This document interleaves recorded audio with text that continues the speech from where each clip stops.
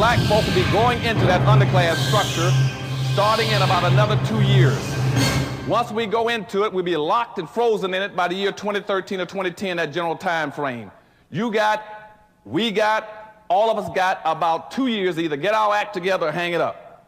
If we don't do some very specific things in that next 2 year period, we will not get out of it, and the window's going to close on us. Now, what's going to drive us into this underclass structure? First of all, are the legacies of slavery and Jim Crowism. We are still bearing the burdens and the scars. They were never corrected. That's one of the failings of our leadership in this country.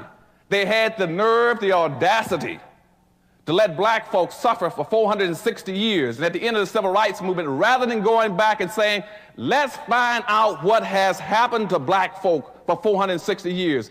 Have they been psychologically, emotionally, politically, educationally damaged? Nobody spent 1 minute of time trying to figure out what had happened to black folk over all that period of time. So in the course of the civil rights movement, at the end of it, they say, well, let's pretend that nothing has happened to them, that they were not injured, they were not hurt. And now let's go seek integration and pretend that we're all equal.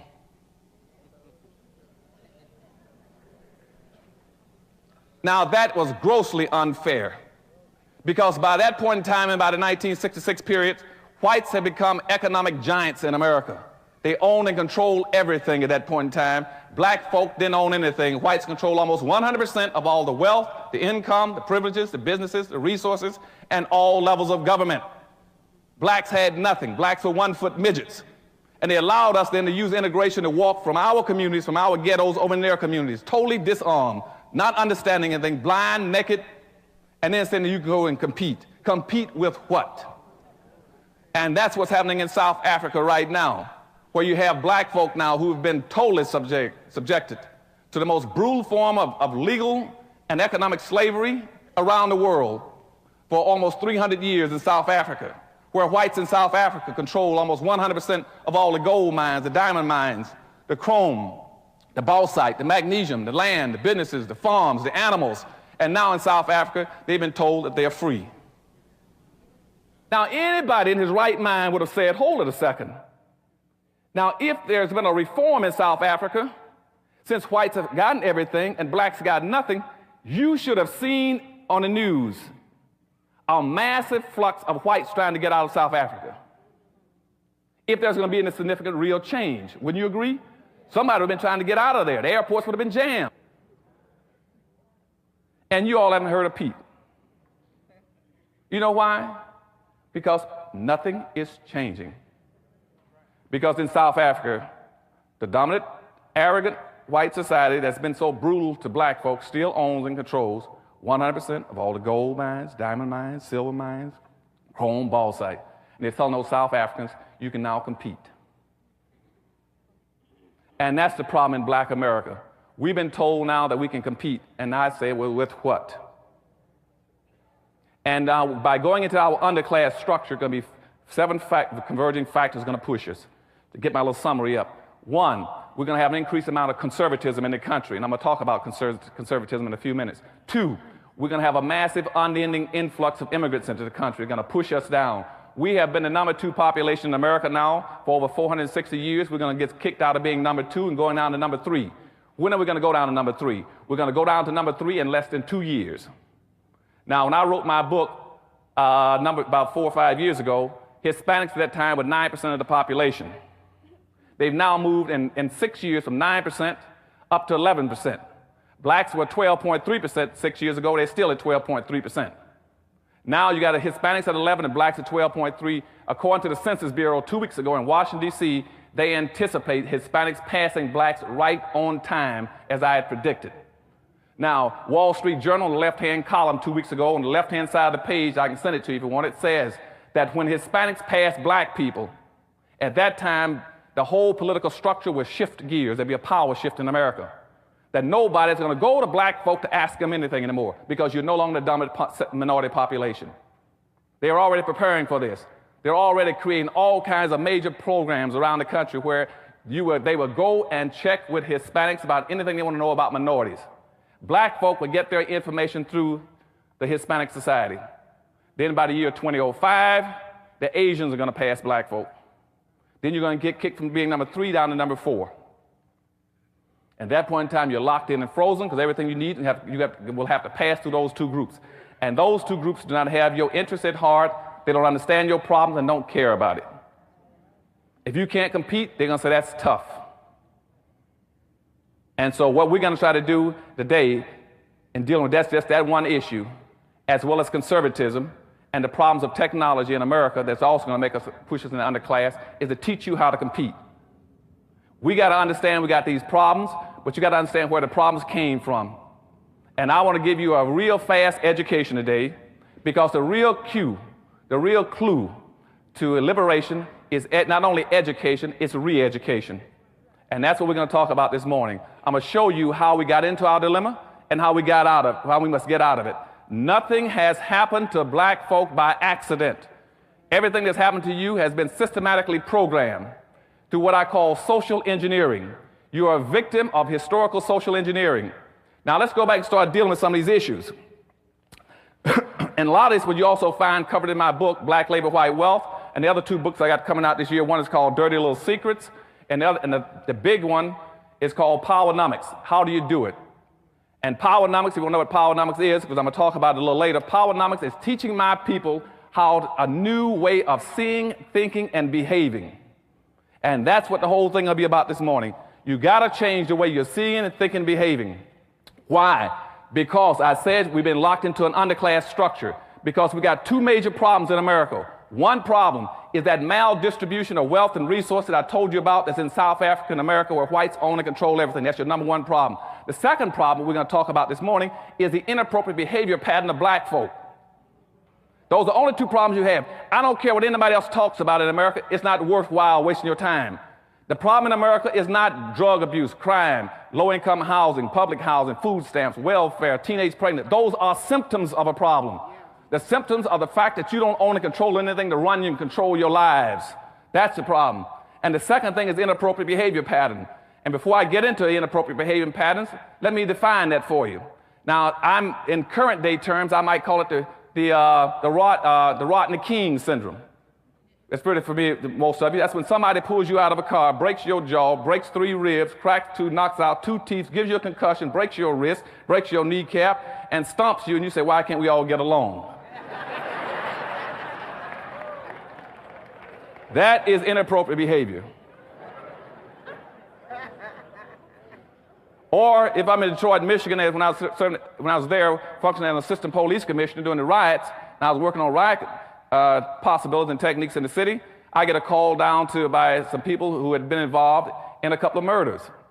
And he said, look, I didn't have anything to do with it, Anderson. I just there, I witnessed it. I said, what happened? Well, you see, they'd had a disturbance in Detroit, Michigan, and the police broke into a motel and found 2 black boys in there with some white girls. And they didn't like that, even though they were in a black neighborhood. They had paid for the room. It was their right and privilege to be wherever they wanted to be. It was between them and God. But the police officers were white. They were very disturbed about this. So what they did, they took those 2 boys on a Friday, and they beat them all day Friday. And they beat them all day Saturday. Then by Sunday, they had gotten tired of beating them. They said, well, we just go ahead and kill them. And so one of the officers picked up a rifle, and hit the oldest black kid in the back of the head with a rifle. And the kid was only about 22 years of age. Hit him so hard that it knocked one eye completely out of socket and bulged the other eye and broke the rifle stock. And the poor kid fell on his knees and crawled around and found the broken stock of the rifle, and on his knees held it up and apologized for having a hard head. That is inappropriate behavior. The question should have been, why are you brutalizing me and killing me? What have I done to you? And so that's kind of inappropriate behavior. It's what we've been systematically programming to displaying as black folk in a very highly competitive society. So what I want you all to start thinking about today and all throughout my speech today is not who you're against, but who you're for. I want you to understand that you're in a very highly competitive situation. You're going to be competing to survive and prosper.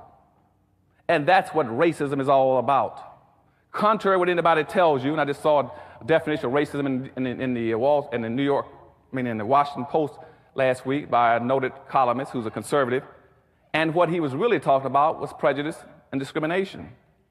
He wasn't talking about racism, but he was mystifying the word. That's why I finally figured out why he's always on the wrong side of an issue relating to black folk.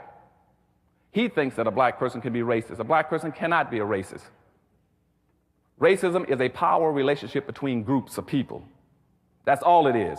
It means where one group of people have control of so much wealth and power and resource that it can deprive, hurt, and injure and exploit another group to benefit itself. Never in the history of this earth have black folk ever controlled that much resources and where they can have gone out of their way to exploit, injure, and do something to whites. So therefore, racism only started in the 16th century when you began to commercialize slavery against blacks. That's when racism started. There was no such thing as racism before that. The other thing, and before I get into my presentation, you got to understand racism also comes from the word race. Race means group. So whenever you hear people talking about now, you cannot prove racism because somebody fired you from a job, they are absolutely right. And the power structure and all the white think tanks in Washington know that. That's why you can no longer prove racism, because racism does not apply to an individual. It applies to a group. And because I discriminate against you, that's individual, that's personal. It's not group-based, and so you can no longer prove group-based discrimination. The second thing about the word race, remember also, which is very important for our discussion today, is the word race means being in competition. See, they didn't pick house, tree, car. They said racism. Race means being where people are competing from here to there. And we are in competition. That's what racism means. Black people must learn how to compete or survive, or not compete and perish. And so this morning we're going to start talking about what we got to do. Now let's go back to see when everybody said, where did this start? Let's go back to where it started. It all started in Africa. And as I go through all this, I want you all to keep some points. And when I stick my finger up in there, remember those points. Those are the points going to be hurting us today. Those same points I'm going to articulate to you today. Now all this started in Africa. Let's say about 1441. There was a guy called Henry the Navigator who went around the coast of Africa and he found some slaves and traded some slaves off. And he brought them back to Europe. And he took them back to Europe and he gave them to the Pope as gifts. And the Pope in the Catholic Church was so beautifully appreciative of these slaves that he then said, since you've given me these slaves, what I'm going to do now is award you 300 miles of the coastline of West Africa, which is now called the Gold Coast. So Henry the Navigator was given land by the Pope, the Catholic Pope, and the Catholic Pope didn't even own the land. But he gave him all the rights of 300 miles of coastlines of West Africa. Say it belongs to you. That was in 1441. And so and Henry the Navigator was a Portuguese. So he began to try to encourage other Portuguese to go around there and try to find some more slaves. So this is a good thing. We own all that land around there now. By 1487, the Pope then said, aha, so many people began to pick up slaves. He says, what I'm going to do now is put out a public declaration and officially declare slavery to be a legitimate enterprise. And the Catholic Church was the first one to do it. Now, why is this important? Because you see, up until that point in time, slavery was never based on skin color. Slavery was based on three things to put you into slavery. One was an indebtedness, where you owed somebody something and not paid it off. Two was that you is through religious persecution. Or three, you were a prisoner of a war or conflict, and you were now a captive, and they were forcing you into labor. Those were the only three reasons you could get into slavery, until the Catholic Church put out this declaration. And now they added a fourth variable, which says color is now a factor. Now that's very important, because the Catholic Church now had, in previous slavery, in earlier parts of the century, let's say immediately after Christ was born, the Catholic Church played a very pivotal role in saying, as a religious institution, we got an obligation to represent those who were enslaved. And the Catholic Church set up a system that they would go through, whether it was a Greek slave or a Roman slave. They looked after the rights of the enslaved, protect them, saying that even if you're a slave, there are certain things that people cannot do to you. The Catholic Church accepted that responsibility. Now, the Catholic Church now has condoned black enslavement based on skin color. That was totally different. But also, the first thing they did, they abandoned any interest in representing the interests of the enslaved, even though they'd done it for everyone else. And all of a sudden, the problems began to develop in Africa. Other religions began to join in. So people say, well, Dr. Anson, how were they able to enslave us?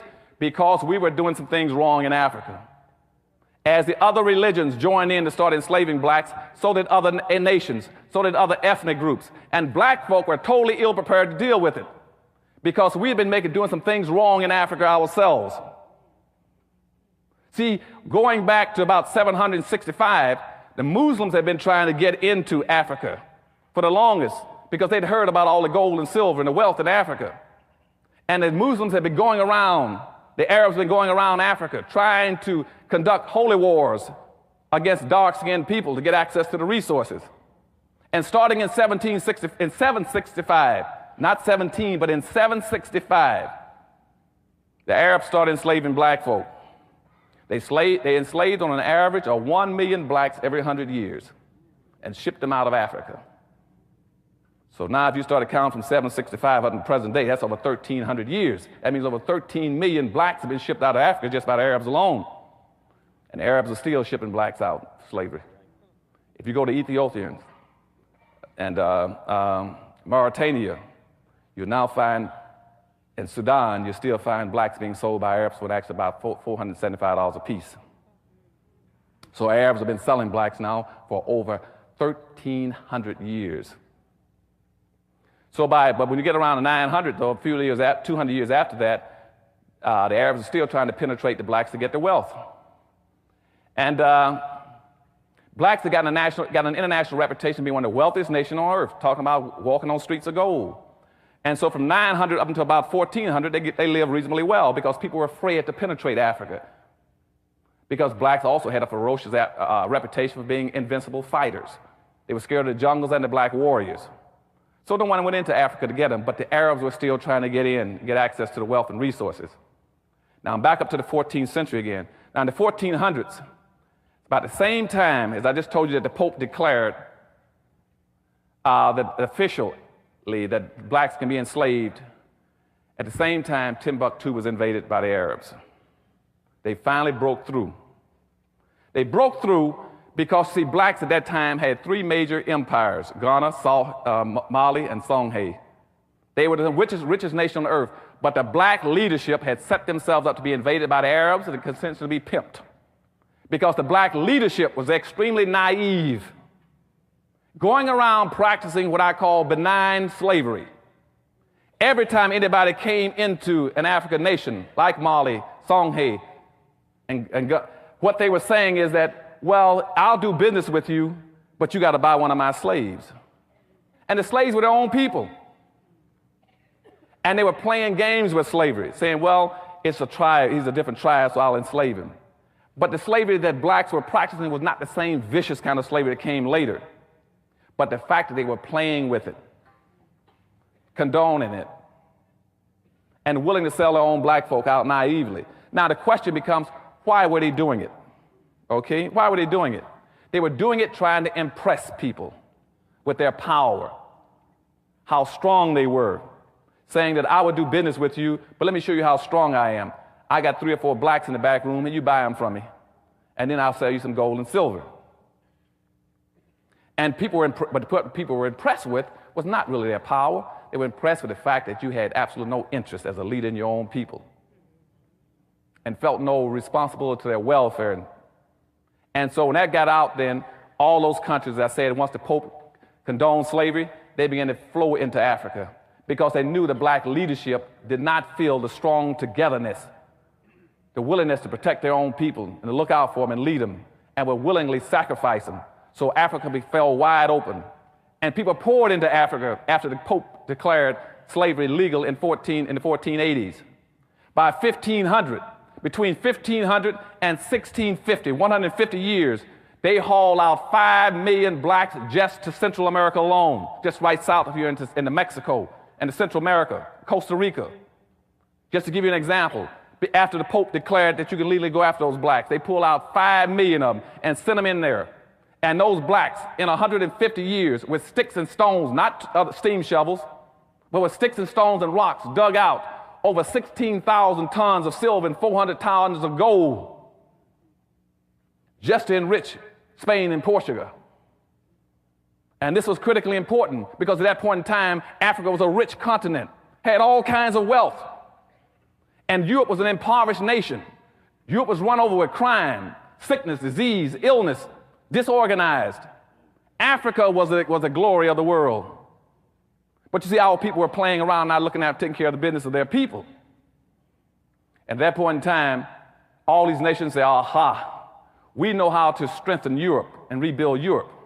And that's by displacing the wealth out of Africa and displacing not only the material wealth, but the human wealth of Africa. So they began to pour in and started sucking blacks out of Africa. Not only the black treasures, the gold, the silver, but also the human capital. In some areas, they almost depopulated parts of Africa by shipping blacks out. And over a course of about another 300 years, they shipped out somewhere between 25 and 35 million blacks. And out of all those blacks that shipped out of Africa, over 2/3 of them died en route trying to get here. As a matter of fact, from the 1500s to 1800s, 6 out of every 7 people that were shipped came across the Atlantic Ocean were black folk. 6 out of 7 were blacks. And they were depopulating Africa, not only its wealth, its resources, but its human capital. Very important.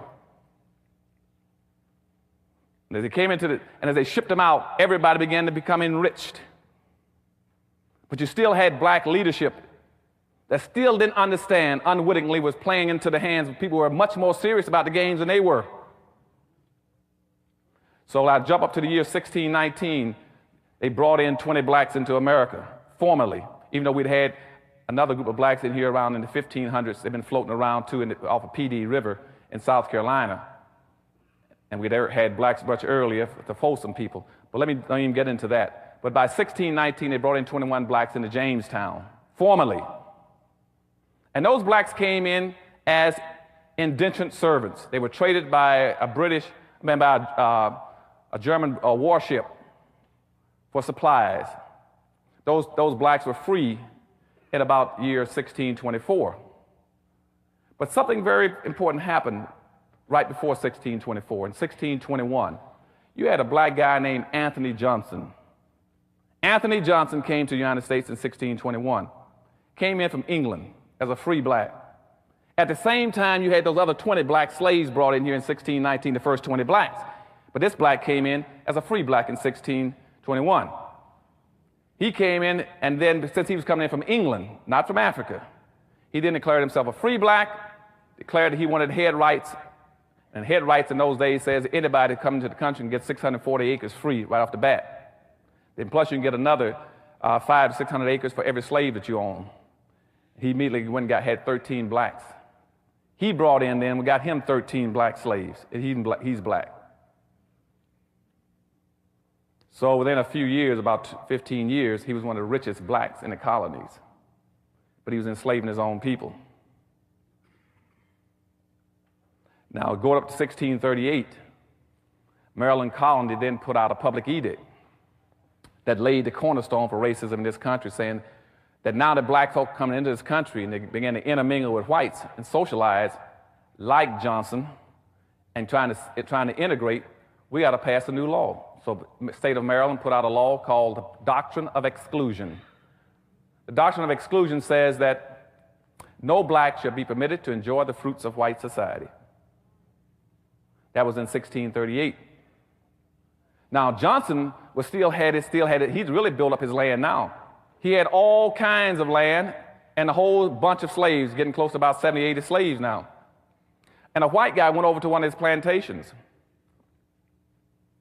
And one of the black slaves there, named John Castor, asked him, says, why am I a slave here with this guy? He says, I didn't know that.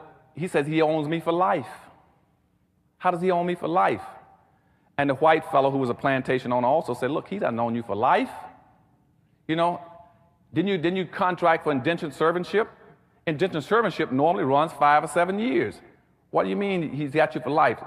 This black guy said, I've been working for this for this Anthony Johnson, this black slave plantation owner, for almost 27 years. The guy said, well, just run off and leave. Forget about him. You don't have to keep working for him. So the black slave, John Castor, ran off. But guess what happened? Anthony Johnson then went to court, and he sued the white plantation owner who had encouraged the black to run off.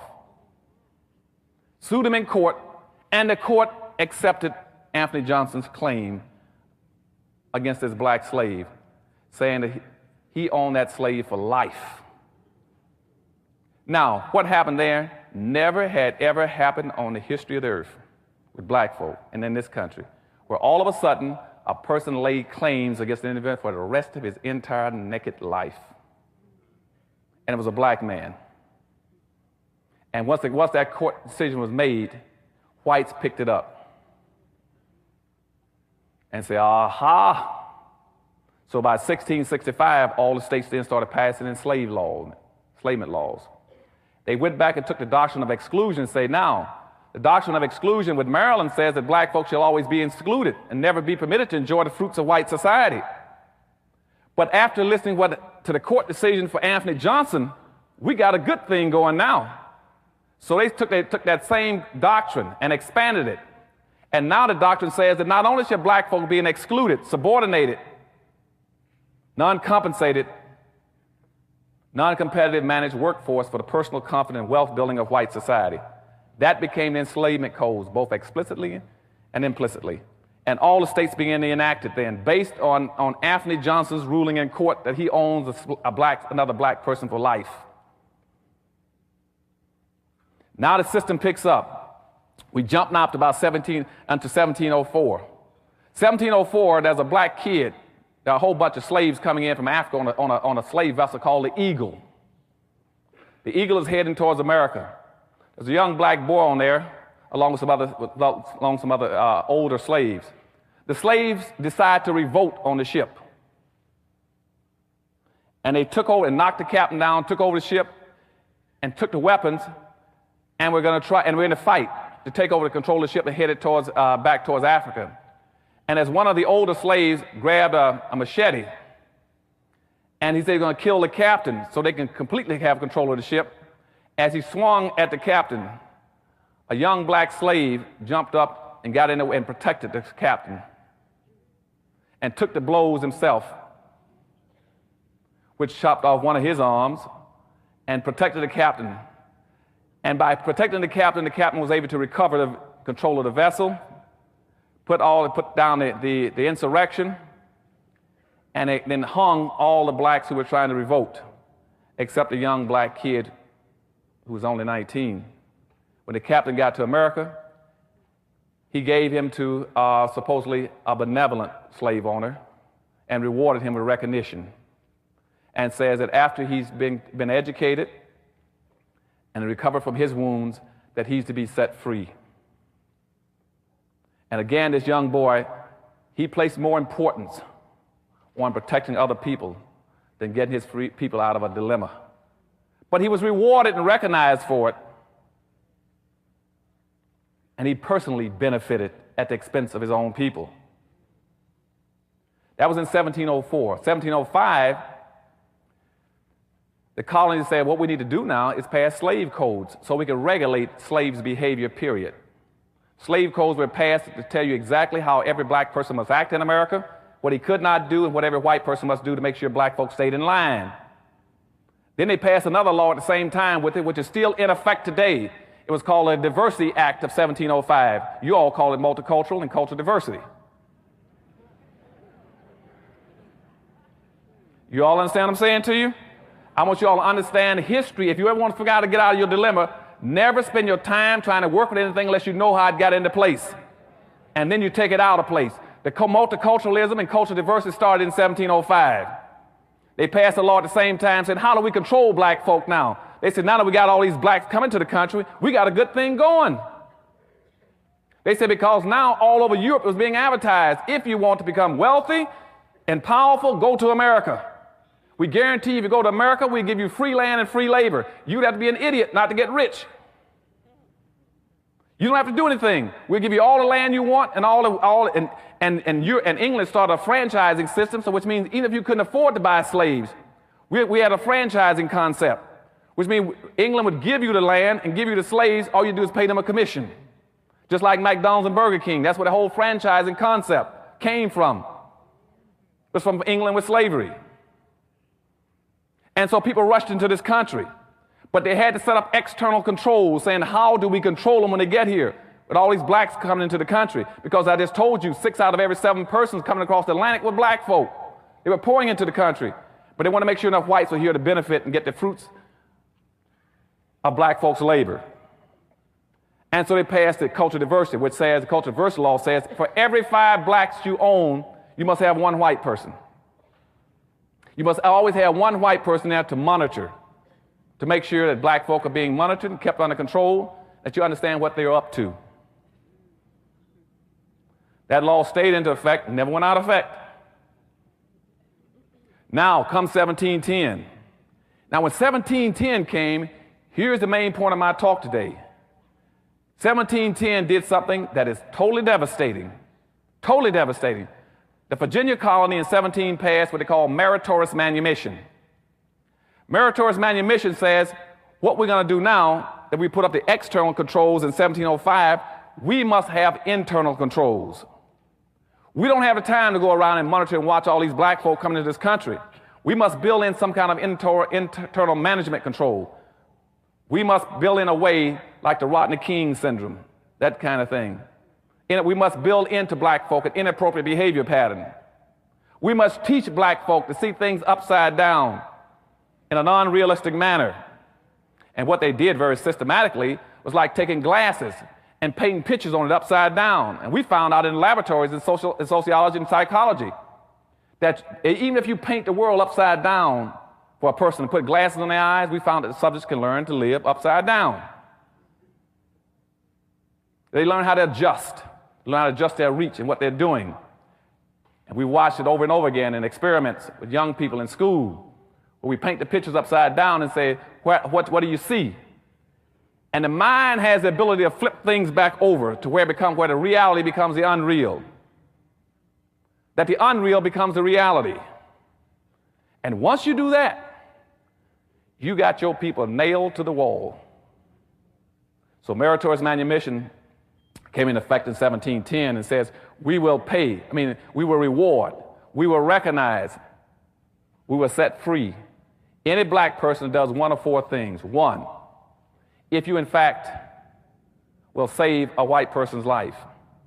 I told you about the young man on the boat with the eagle. There were 5 or 6 years before that. If you save a white person's life, you will get your freedom. 2, if you protect a white person's property. 3, if you invent something that a white person can make wealth and power off of, some kind of an invention. And 4, if you in fact will squeal on, inform on, or tell on your own people. That was called meritorious manumission. Now, you all might say, why is that important? I'm going to tell you, that was so devastatingly important. And the reason it was so important because that created a magnificent control system that has never been duplicated. Never been duplicated. As a matter of fact, it's only been replicated 1 time that I know of, and I'm usually pretty current on most issues in this country, psychological, sociological, historical, and educational in this country. Only 1 time it's been duplicated. It was duplicated in the 1950s. The communists duplicated it in Korea. They call it brainwashing. Now, you might ask, what is brainwashing? Now, typically, people in the 1950s, when it happened in the Korean War, we talked about brainwashing. See, now I was a safety and survival engineer for my squadron. I was in a Marine attack squadron. My primary responsibility was to teach my people how to survive. We had a school for brainwashing in Barbers Point, Hawaii. Teach them how to survive. What's brainwashing? Well, most people, at least the guys in the Marine Corps, they thought that brainwashing would be some kind of a inhumane way of treating people. That it would be no less than pulling out fingernails, driving bamboo splinters between the joints, hanging people up in the cold and castrating them, what we call the Chinese water torture, But brainwashing was none of those things. Was none of those things. Brainwashing was simply a very sophisticated form of re-education. And see, for you all in the auditorium this morning, brainwashing, so that you'll always remember, is nothing but group therapy run in reverse. We always remember that. Now, the whole point of group therapy is to bring people together.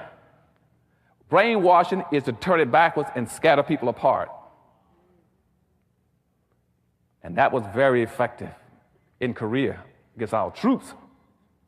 And see, now I'm going to show you the different parallels of what happened in 1710 and what happened in 1950, so you can understand the implications of what's happened to black folk in America. Otherwise, you can't deal with the issue.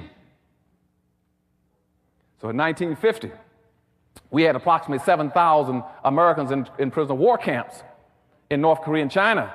7,000 Americans have been captured and put into war camps before they were subjected to brainwashing. And after they were subjected to brainwashing, starting from the time they were captured, do you know that in that course of time, almost 4 years, we did not have one single solitary American prisoner to escape from a prisoner of war camp? That had never happened in the history of this nation, that you can contain that many soldiers in one or two places and never have one to escape. Not one escaped out of 7,000 in almost 4 years. And to tell you the truth, in some of those camps, they didn't even have fences or walls up. Some of them didn't even have guards. And our people could not escape because of the techniques of brainwashing that was used on them. You would say, now, what was happening to them? They were being devastatedly re-educated. And this is the same identical technique that was used in 1710 on black folk. The whole concept of integration was the same thing that today. They scattered them. Now, what happened in Korea? In Korea, we noticed certain kind of things were happening to the prisoners. They didn't act like prisoners anymore. See, when a guy when he was captured as a prisoner, the first responsibility was to try to escape, not to participate, not to cooperate with the enemy, not to compromise one's principles. But to always try to fight, resist, and get out, and to compete to help your own people to escape if you can. Didn't happen in Korea. Because you see, brainwashing, reverse technique of group therapy, first of all, what it did, it divided the soldiers against each other. Divided the soldiers against each other. And there's a whole revolutionary principle that says that a revolution comes when two people get together and begin to conspire. You can never have a revolution or an insurrection on earth as long as you drive a wedge between the first two people. If you drive a wedge between the first two people, you'll never have a revolt. And in Korea, we never had a revolt. Secondly, people can only organize if they get together. But see, what the communists did, they started an information system, a squealing system, an informing system. And what we found in Korea was they had the most massive, widespread information system ever on earth, where people were recognizing other people or identifying other people who were planning on escaping. And what the communists were doing was telling people, look, you all got a responsibility now as a prisoner. If you hear about another prisoner talking about escaping, it's your responsibility to inform on him and tell on him. And if you do that, we'll reward you. You get an extra candy bar and apple. And once that happens, you see pretty soon, the soldiers didn't know who to trust anymore. They didn't know who to tell anything to if he was planning on escaping. Who did he tell? He didn't know when the other guy was going to turn him in for a reward. And so the organization broke down, and they quit communicating and sharing information to each other. Because all of a sudden you were planning on escape. Next day someone drags you out in the cold, strips you down, and pours ice water on you at 26 below zero because somebody just turned you in for an apple and a piece of candy.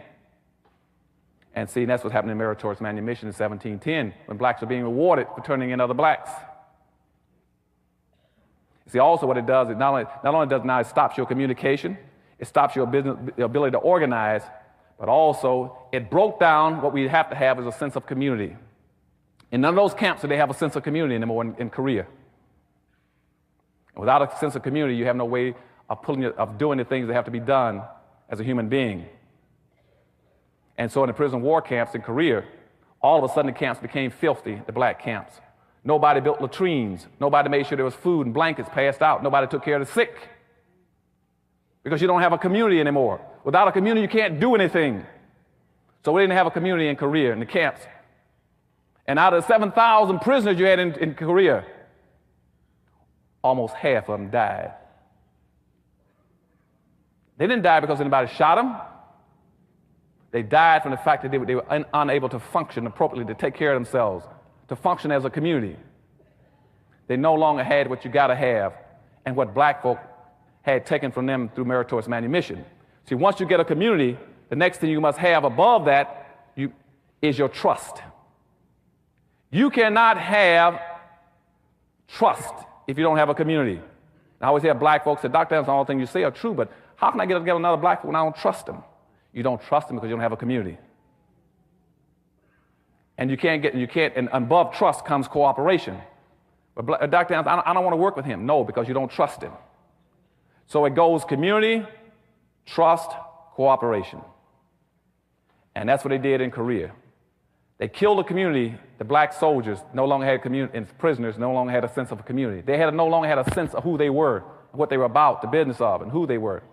And all of a sudden, that kind of an oppressive system of rewarding people for identifying with the enemy, and that's what the Koreans were doing, saying you identify with us, and we'll reward you and give you a can and an apple. And when they started rewarding people, the community was destroyed. And their soldiers fell apart. And over half of them died. And the next thing that happened to them is what also happened to the black community. After 1710, they moved into a thing what we call give-up-itis. All of a sudden, the soldiers in Korea, in those camps, no longer cared about anything anymore. So when I come into the Crenshaw district and I said, why don't you do this? They said, well, we don't care anymore. Same thing happened in the prisoner of war camps. The soldiers didn't care. And once they lost caring, they were through. Nobody could save them anymore. And at night, over 40% of those soldiers would pull blankets over their head and just sit there in the corner and die for no apparent reason. Not for physical reasons. It was called give-up-itis, and you've seen it in hospitals.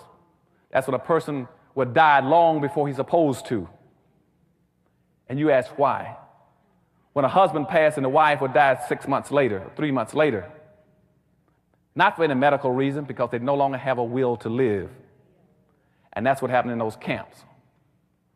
We lost over half our soldiers because they lost their will to live. And see, after meritorious manumission was put on black folk in 1710, black folk, a lot of them began to lose their will to live and to care and be responsible. So jumping back to 1710, so you understand what brainwashing is and the effect on black folk, I want you all to understand that was a re-educational system. So when that happened in 1710, the word spread. And down in Jamaica, there was a fellow named Willie Lynch that heard about it. And he was already running a seasoning school for slaves in the South, in Jamaica. So then he caught a boat and headed for America, headed for Virginia, where the meritorious manumission had been initially enacted. He got there in 1712. And just like the communists did in Korea, he came up with the same expression, gentlemen, I'm here to take care of your needs. I can show you how to do what you want to have done. I can show you how to divide these slaves so they'll never recover, or at least it'll take 300 years before they can do it. So some of you might wonder why I picked in my book the year 2013. This coming year in 2013 would be almost exactly 300 years since Willie Lynch put his methods on black folk. He said it would take 300 years. He said, what I'll do is to show you how you divide blacks. You divide blacks along the lines of skin color. You rig it so every black will look at another black skin color first and say, is he a yellow black or black black? And that way you've already divided them. You divide them along the lines of sex, so that all of a sudden you have black women joining the feminist movement against their own black men. They're trying to beat them out of jobs and opportunity and visibility to take care of their families. So you divide them along the lines of sex. Then you divide them along the lines of age, where the old turn against the young turn against the old and say, you're ancient, you're old, I don't want to listen to you anymore. And it worked very effectively.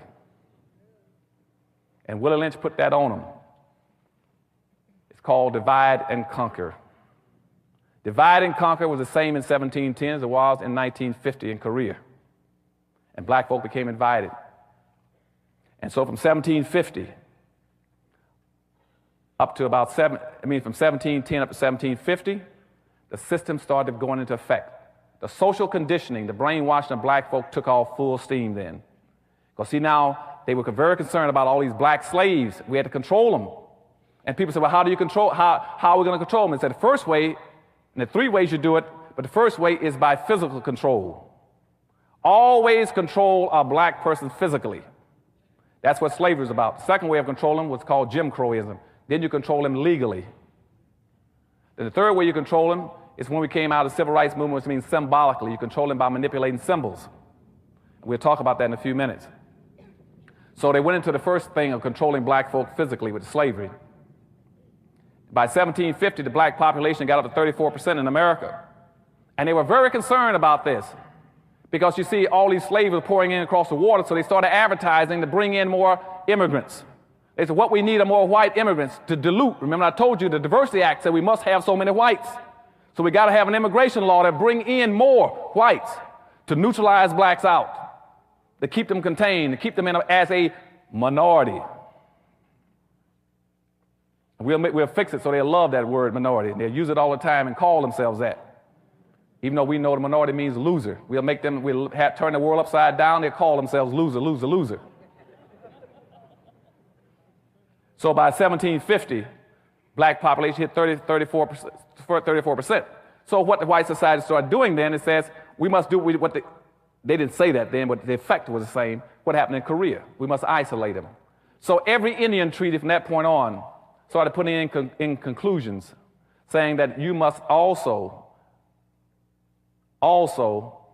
stay away from black folk.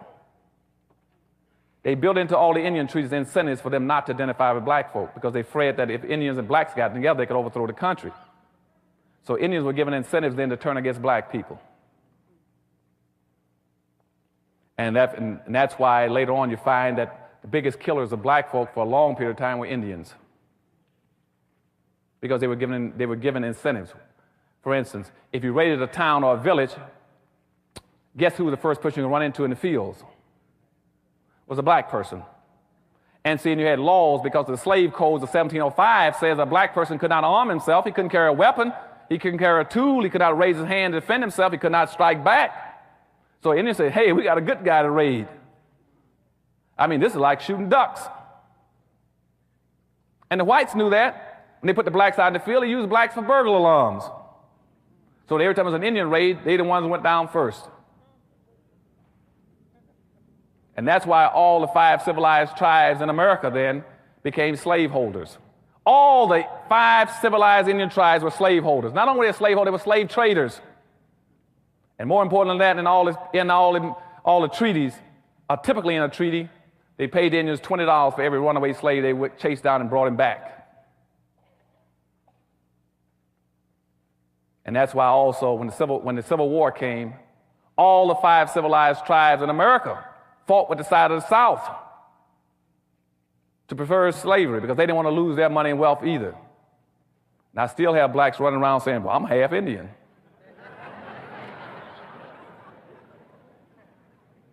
Nobody wants to be black. I mean, even if here's people that have been misusing your people too, but you don't want to be it. They'll tell me about how, well, I'm 3/4 white. I can't stand black folk. I'm 3/4 white. I said, well, why would you want to be white rather than blacks? I said, blacks didn't enslave you. Blacks didn't Jim Crow you. Blacks didn't castrate and lynch you and exploit you. And see, that's that upside down, we make black folks see things upside down and wrong. It's inappropriate behavior. Inappropriate behavior pattern was instituted on us to make sure we saw everything backwards. That way when we ran, we thought we were running the right way, we were running the wrong way, and they knew it. And that's why you later hear me tell black folk all over America that my people, black folk, are doing everything wrong. They're not even doing wrong right.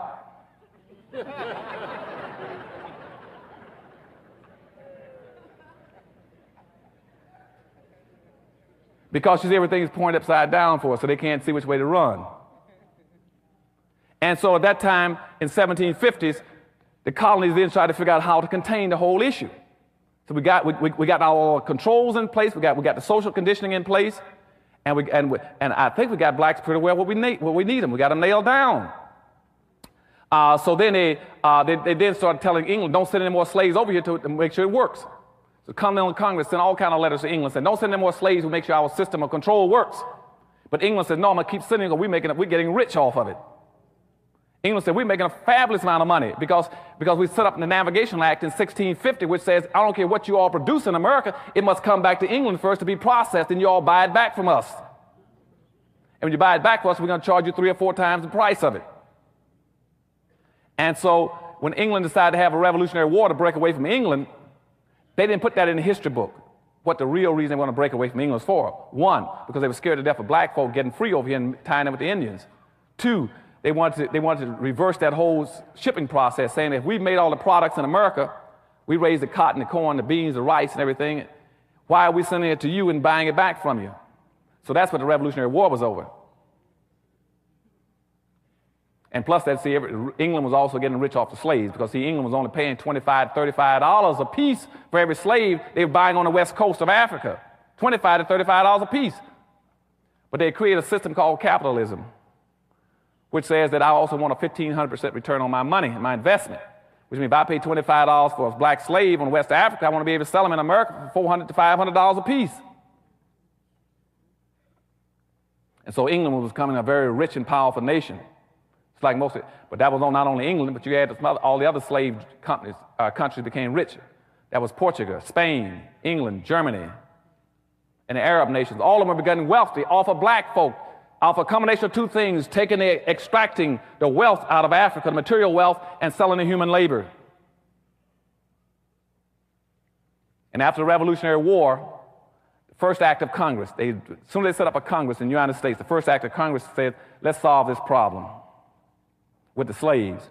So the first thing they did was pass what they call the First Immigration Act that says this is a white nation and the quota on blacks coming here other than as a slave is 0. 0, zip, none, nothing. And that stayed in effect until 1966 when it was raised to 1/2 of 1%. And I still see black folk displaying inappropriate behavior. They can't figure out why you cannot get Haitians into the country. I said, God knows, don't you know what your law is? The reason you cannot get Haitians into the country because they're still fearful of you getting a large, significant black population and being a threat to the society.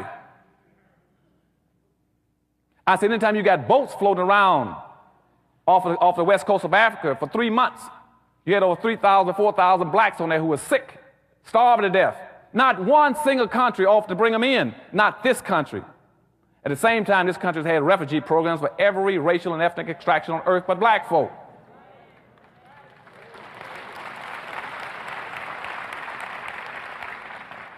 And where's our civil rights leaders? Where's our black leadership? Why aren't they raising issues about it? Instead of them going down there and say, why can't blacks come in from the islands and from Haiti? They do the same thing because they're seeing things upside down and backwards. They do the same thing the whites do. Say, well, what we need to do is invade that country and make them stay there. Let's improve the conditions there. And so that way they have nice places there. Rather than say, no, you didn't improve all the conditions in Mexico, and El Salvador, and Nicaragua, and Hungary, and all these other countries when the people came in. You didn't improve all the conditions in Vietnam to bring in the people. Why do you keep asking these special things, blacks? No leadership will raise the questions. Because you see, no black leadership in America wants to raise the real issues about why we cannot raise our population and others can. In a social democracy where the majority will win and the minority will lose, we are the only planned, systematically, permanently classified minority. Which means that we are the only people who will always lose based on immigration laws and the quotas coming into this country. Unless we start to develop some very specific ways of dealing with it. That's what powernomics is about. I start telling you, you got to start changing the rules, turn things back upside down. You got to always practice, how do you get to be the majority? Never do anything where you're going to be a minority. Do it where you're going to become the majority. Don't move to be a minority, move to be a majority. And we're going to talk about that a little later on how you play these games and learn how to win in powernomics. But you see, as I said, by 1790, the law had locked us out as the only permanent loser. And they said that anybody losing in society from now on, it would be black people. They're the only people that cannot increase their population significantly to be a threat to this country. By the late part of the 1790s, they said what other kind of external controls can we put on black folk? Because now someone want to try to join the religious movement in this country. And in religion, we say that everybody's a brother. And if we baptize them and make them a Christian, how do we deal with that fact? So they passed a law saying that Christianity did not relieve your heathenism for a black person. And they did not want, after that time, there are few blacks had been going to church, but they were sitting in white churches, and they had to be monitored and watched, as I told you, because of the Diversity Act. So when the evangelical movement started moving through this country in the turn of the first of the 1800s, early 1800s, they said, we'll let blacks have their churches, but we can always but we must pick the ministers, and we must license the ministers. We must pick ministers that we can control. No black preacher can come into America unless he is controlled by the white establishment, unless he represents our interests and our values, unless he teaches our form of Christianity. Now, this is very important. Why? Because, you see, before, religion was always used to help a population group. When it comes to blacks, we cannot let religion be used to help them.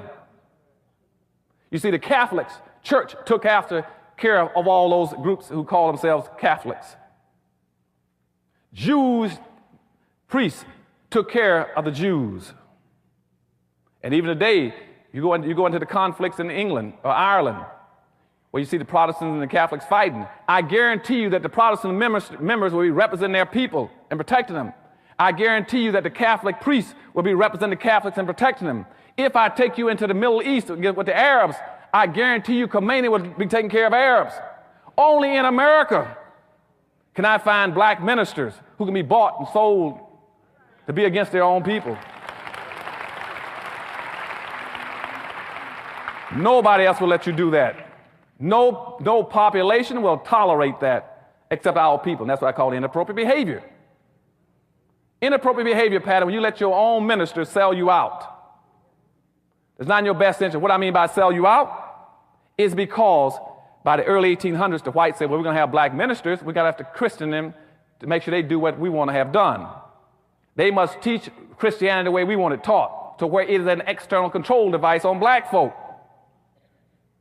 They said, what are the rules? One, that every minister we license must teach black folk. That when you talk about the slave and the master in the Bible, that you're talking about the white man and the black man on earth.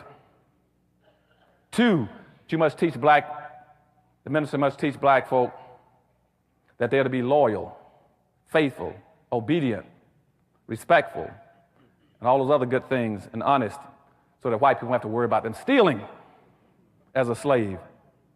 Because, you know, black slaves had a nasty habit of going around stealing scraps of food because they were starving to death.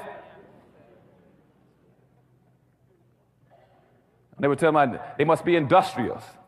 But you see, white folk wanted you to work a little harder. So they used the term, he's a lazy slave. Now, anybody in his right mind got more than a third-grade education would say, why would a slave want to be industrial? Why would you want to work hard as a slave? What's in it for you? Are you going to get released early? You can get a pension? Social Security or retirement? But they always got this thing about, why, he's a lazy slave. I even got a black writer writes about that day. Part of the problem is the blacks were lazy slaves. He should have been lazy.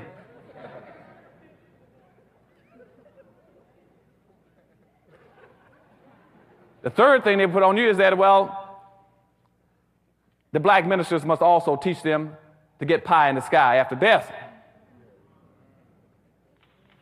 They're going to turn their world upside down. So while everybody else is competing to get resources, to get wealth, to get power, black folk are saying, I'm waiting for mine in the sky.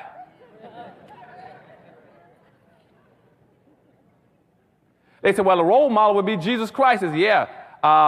Jesus Christ and all the Jews were very powerful people and had money. Solomon was the richest man on earth.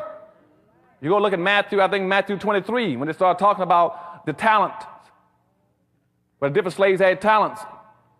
And two of them went out and developed their talents and multiplied and made something, and one buried and hid his. Because they knew there would be that black one, to be that last one, go out and hide it.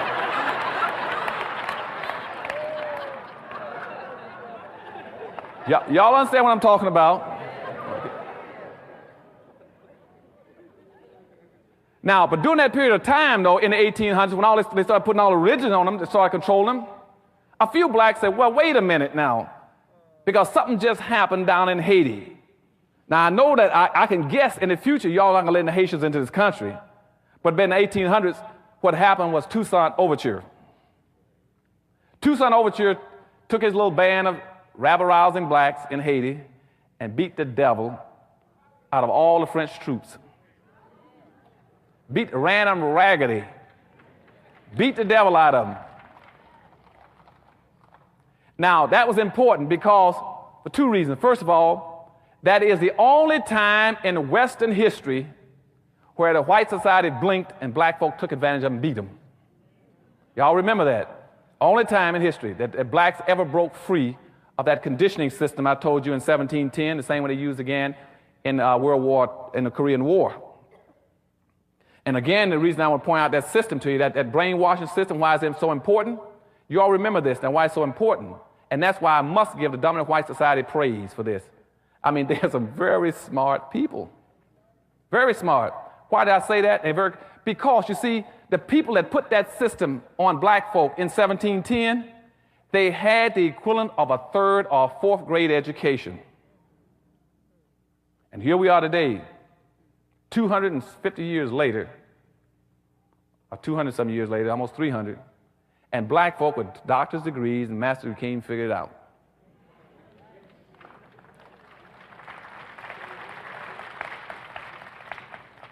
Now, but little Toussaint Overture down in Haiti, he won his battle, beat him good. Now that meant when he beat him, though, they finally tricked him and said, well, now that you've beaten us, wouldn't you like to come together and integrate? He went to discuss it with them at a meeting. They captured him, put him on a boat, and shipped him to someplace in Europe, some country in Iceland, one of those, I think Finland or someplace, and they froze him to death up there in the prison. Because he went to co-op, and I told you in Korea. In the Korea and the brainwashing techniques, there's another principle that says that anytime you want to control anybody, I can control anybody who's willing to talk and compromise and discuss with me. I can get him to compromise. And see, what we're trying to teach our soldiers was called a code of conduct in Korea, which says never talk to your enemy unless it's on your turf and your terms. And see, right now, with I'm assistant police commissioner, I'm working as a therapist for prisoners. Anytime I get somebody to communicate and talk with me, I got him. If he'll speak to me and answer my questions, I got him. Sooner or later, he's going to break down and tell me what I want to know. The way you resist is you don't communicate. You don't compromise your principles. They can never beat you then. And see, and that's how they got Overture. They asked him, don't you want some integration? So like they told our leaders the same thing. Now, there were some other blacks who jumped up and said, I'm not going to go for that okey doke. And one of the first ones in 1800 was Gabriel Prosser. Gabriel was an extremely smart black guy. He says, I just heard about what Toussaint Overture did down in the islands. And said, if Toussaint can do it, I'm going to do it here. He said, I'm going to do the same thing. And he did some planning, and you couldn't believe. He worked, he planned, he schemed. Prosser really worked on his thing.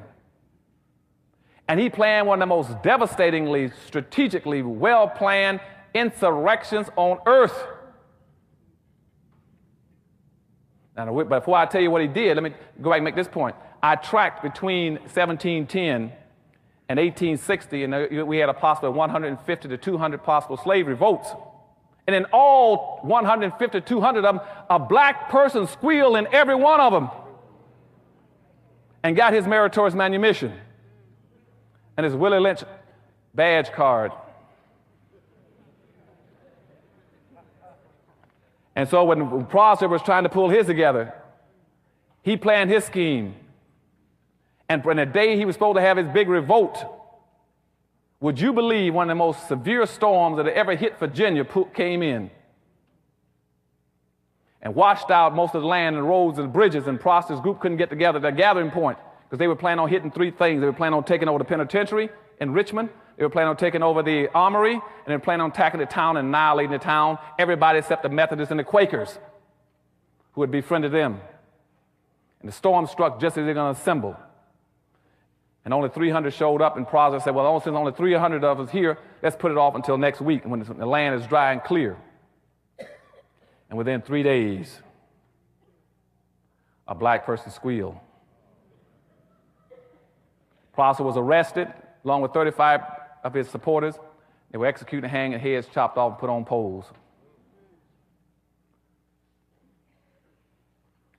But the two blacks that did the squealing, one was called Tom, the other was called Pharaoh.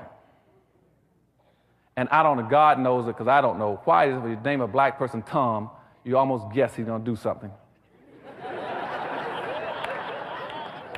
Now, I don't know, and I don't mean to put down anybody here named Tom, but there's something about that name. And Pharaoh itself is not too much of an exciting name. I wouldn't trust that name either. If somebody, my mother named me Pharaoh, I'd know I'm in a world of trouble too. But anyway, Tom and Pharaoh turned in Prosper. They executed Prosper, chopped his head off, along with some other, and hung him up on poles. But the thing that became very important in that case, though, was that the town was really fearful because they found out from rumors that Prosper had lined up somewhere between 5,000 and 50,000 slaves. The whites all through Virginia, North Carolina, South Carolina was paralyzed. Their mouths fell open, their eyes they popped, and they said, something is wrong. You mean tell me we put a conditioning system on black folk where we turn everything upside down, and this black guy was able to do the impossible without an education? Something is wrong with our system. What's wrong? And I'm serious. This was a big issue. They had to find out how this one black guy get together as a slave and have something between 5,000 and 50,000 blacks ready to fight, and had it not been for a storm, they'd have taken over the country. And finally came out through another rumor, speculations, that what it was that he had beat the symbolism. To show you how important symbols are, that's why I keep telling about powernomics.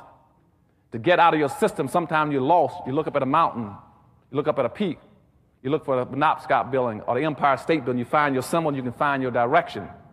And what that black Prosper done, he looked at the state seal. The state of Virginia had a seal where it had a white man lying prostrate and a black man's foot on his chest. White and the black guy was called, and then in the seal it said, Verticus overcomes Tyrannus. And that black man had used that seal as his motivating force, his guiding light for his people. And when whites found that out, immediately they changed the Virginia seal and said, get rid of that seal fast. And put up guards around the Capitol to make sure it didn't happen again. Now that was in 1800. By 1821, another black named Vesey got equally as concerned. He had heard about it. He said he's going to try it in South Carolina and try another revolt. But Vesey says up front, Vesey organized his group. He walked around, he was a free black. He got free because he bought his own, paid $600 and freed himself. He won money in a lottery. But he's very upset because he couldn't buy his children out of slavery. So Vesey would walk through the town in Charleston, South Carolina, telling black folk, get that hump out of your back, straighten up, be respectful, take care of your own people, look out for your own people, quit trying to worry about everybody and look out for yourselves. And Vesey he was a big man too, a big broad man. He said, I'll break your back if I catch you bending over. And he planned an insurrection. And he called something like about 300 to 500 together to take over Charleston, South Carolina. But he told them up front, he said, let me tell you all something. He says, if I catch one black in this group trying to get meritorious manumission, he said, I'm going to snap your neck like a twig. And he planned to revolt. And unfortunately, again, 2 days before his revolt was supposed to occur, not only was he squealed on once, he was squealed on twice. So VC was picked up along with about 37 of his people and hung. Because, again, they sold him out. Then by 1831, Nat Turner, you already know about, tried the same thing a few years later, in 31. Nat Turner says that I'm not even going to go through those changes. I'm not going to do what VC did. I'm not going to do what Prosser did. I'm not even going to play that silly game. He said, what I'm telling you I'm going to do? He said, I'm going to break out of here. I'm getting me a knife, gun, sword, stick, tools, bricks, anything I can get. I'm killing anything I see that moves, crawls, jumps, walks, or talks.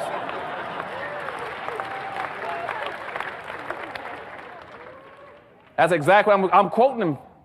He says, I'm the rod and staff of God. I'm not playing these silly games. I'm tired. And so Turner started walking, saying he was a sword in the voice of God. He said, I'm going to kill anything I see moving.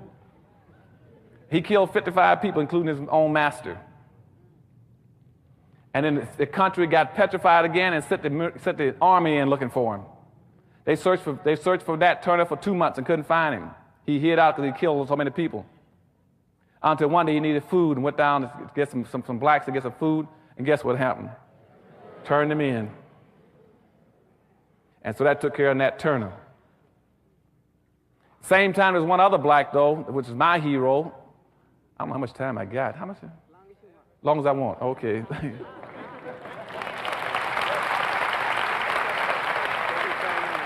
Okay, thank you. You see, you all are so nice. That's why I love coming to this city. Boy, I swear. I love you. I'm going to move out here pretty soon.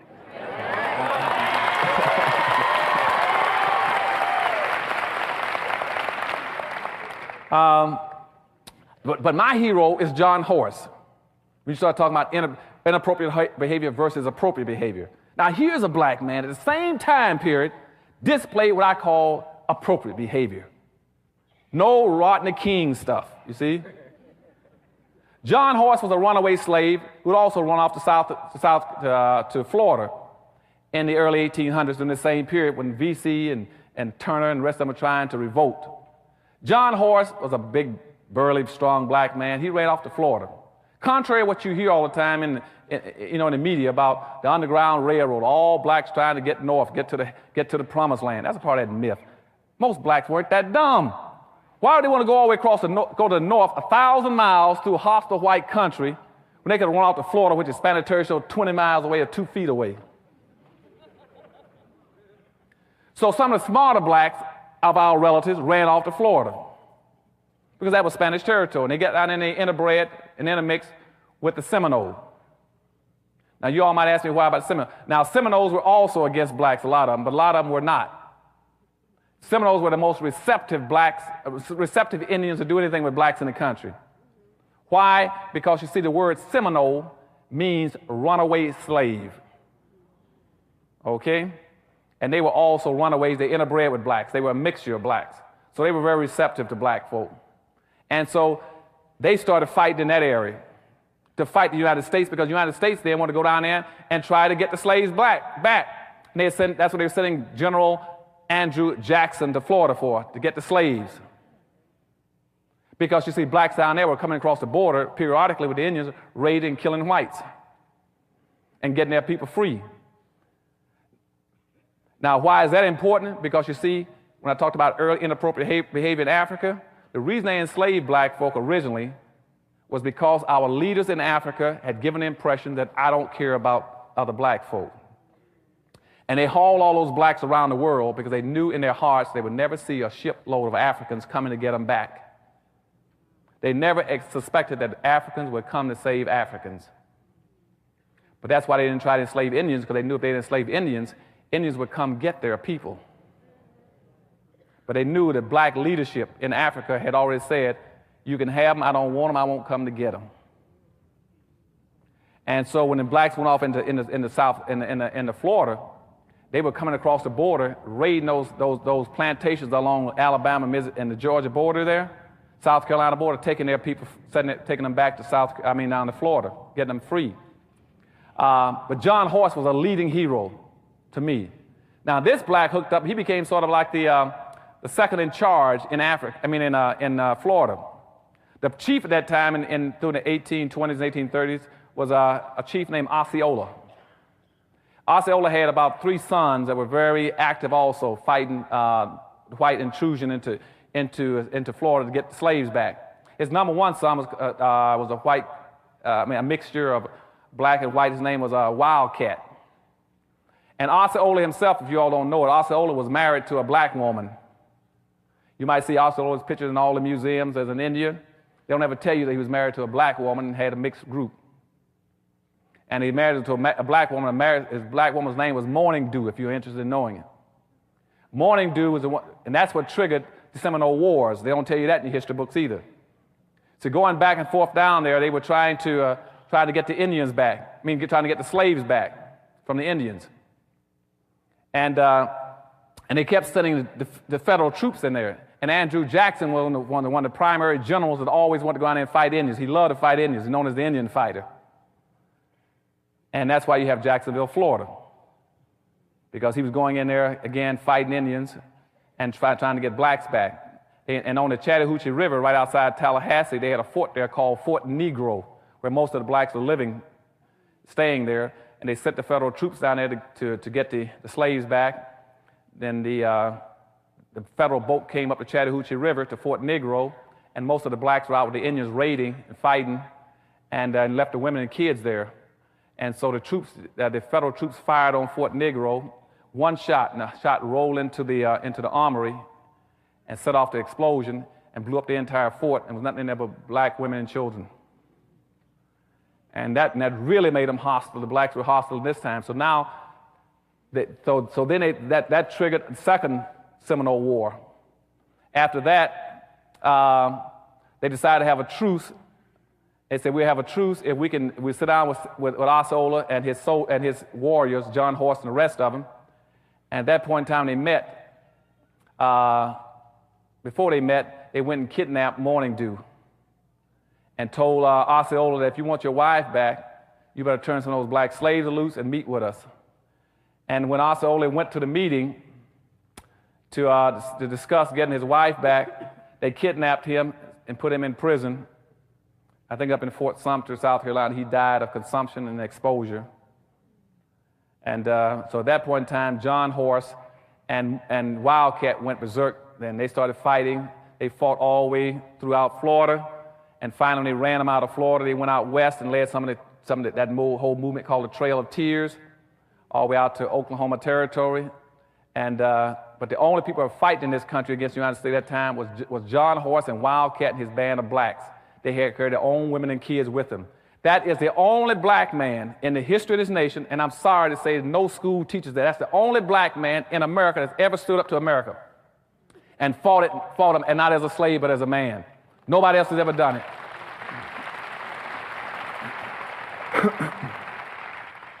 John Horse fought the United States for 50 years. They fought him all out west. They chased him all down through the west, through Oklahoma, through Texas, and finally chased him into Mexico. He went into Mexico and stayed there for about 5 or 6 years and came back again, he and Wildcat.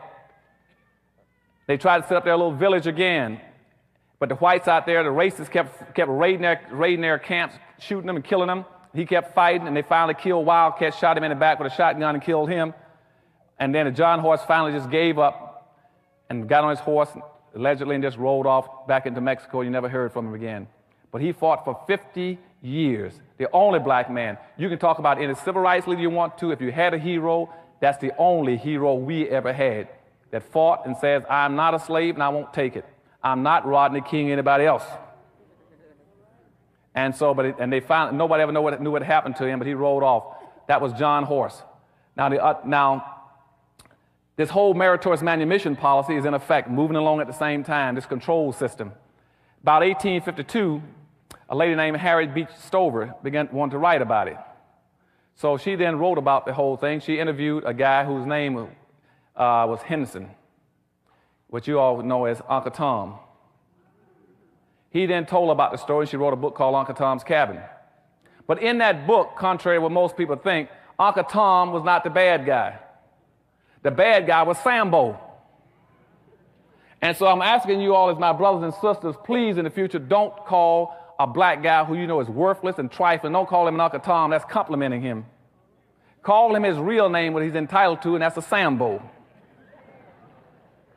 Any black person, any black person sells his own people out and will do them in, he is a Sambo.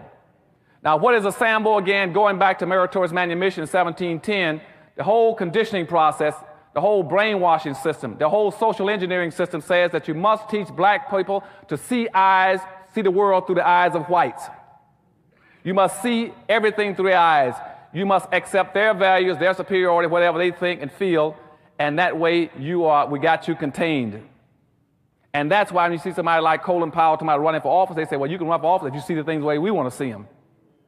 If you want to be conservative, you can run for office. If you want to place a lot of importance on abortion, you can run for office. If you want to talk about being anti-taxing, you can run for office, which means if you see things the way we see them as a black person, you're safe. You're acceptable. And if you don't want to do that way, then become an athlete or an entertainer.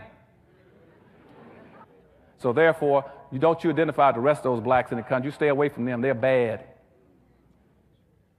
And you start going around and you try to go get a penny out of an athlete and entertainer, do something for the black community.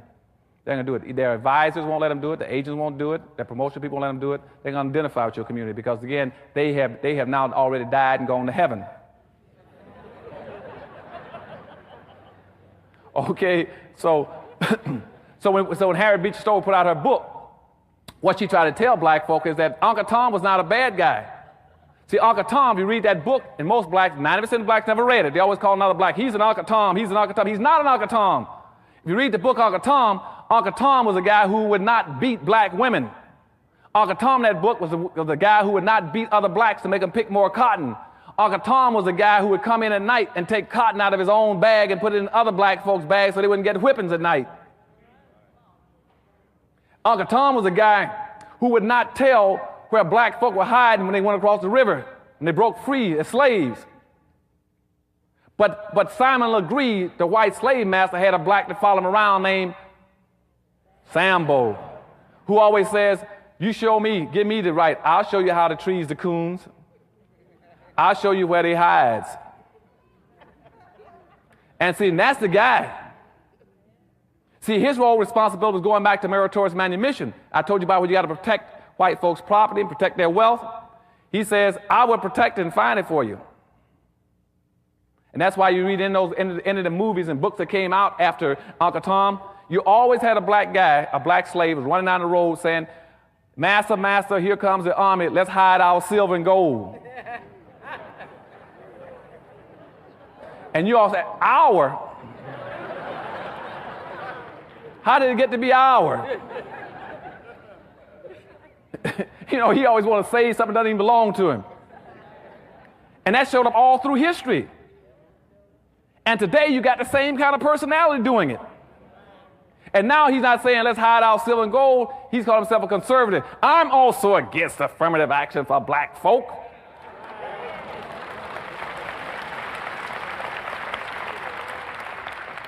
I'm against quotas. I'm against preferential treatment. Even had one running around talking about he wanted to pass a law to stop black folk from discriminating against whites. You still got that kind of personality that always wants to protect something, protect the strong. You always got that kind of Sambo personality. And nowadays, the best way to get rich is to say, I'm going to protect that master's gold and silver, and I'm going to be against them black folk. I guarantee I can get you a radio talk show. I can get you a television show. I can even get you an appointment to the Supreme Court. Okay?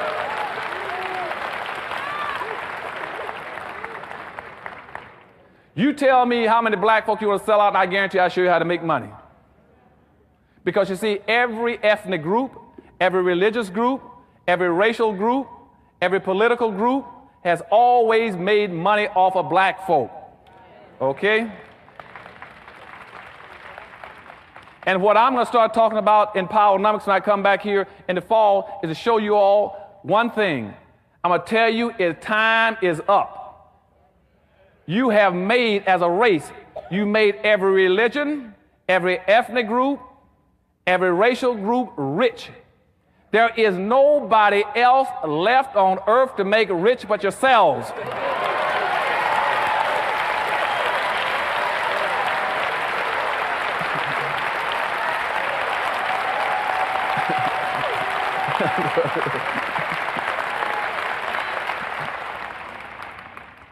So that's all left. We got to do it for ourselves now. So don't give me this stuff about Dr. Anderson. That's the reverse discrimination. We are anti. You ain't anti nobody. You already made everybody rich.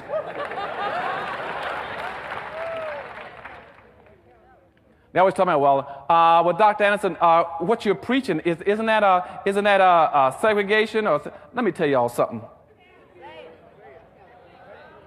Starting again, back in 1850, blacks got hung up on that same mess, you know. By 1850, after Harriet Beecher Stover put out her book, here comes Frederick Douglass. He's going to take one path. He's going to go back now and try to pick up becoming an integrationist. He becomes an integrationist, picking that he wants, well, since they excluded us in 1638, saying we should never be permitted to enjoy the fruits of white society, let's be integrationists and civil rights people. Let's make them let us in. So they started that top strand called integrationists, which will run Frederick Douglass, Booker T. Washington, then up to all your civil rights leaders and Martin Luther King and that whole group, all the way down the line to even your present-day civil rights groups. They keep saying, we want access to whatever you own. We want to be included in whatever you own. Now you got another group that started after the book with Harriet Beecher Stover. They said they want to be segregationists. Then you got the more strongly willed persons like W.B. Du Bois. Then you got Martin Delany. You got Marcus Garvey. Then you got Malcolm X and Elijah Muhammad. They were going the other way saying, no, we want our separate stuff. Now, what I say by myself, and I know a lot of people might get upset when I say it, both groups were right and both groups were wrong. What I say is that it is not about integration. The issue is not segregation. The issue is congregation. It means aggregating. What it is called functional pluralism, which means we are not trying to integrate, we're not trying to segregate. No other group comes here and says, I want to integrate or segregate. What they're saying is that if I come together and concentrate as a people, concentrate my power and my wealth and my resources, I can compete. That's what they're talking about.